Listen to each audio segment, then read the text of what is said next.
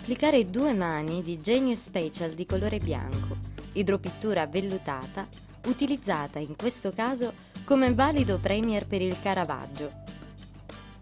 Diluire opportunamente il Genius Spatial ed applicare 2 mani. Tra una mano e l'altra attendere circa 4-5 ore.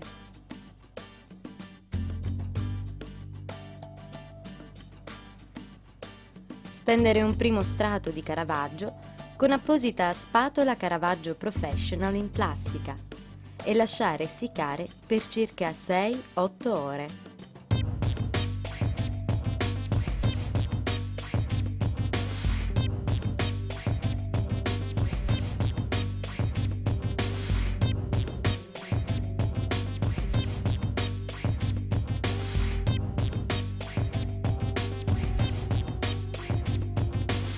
Applicare un secondo strato di Caravaggio a piccoli tratti di circa 1 metro quadro.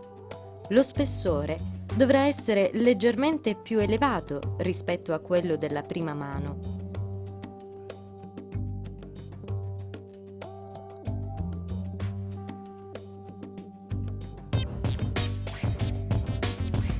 Subito dopo, lisciare il Caravaggio eseguendo dei movimenti circolari con l'apposita spatola rossa broccato.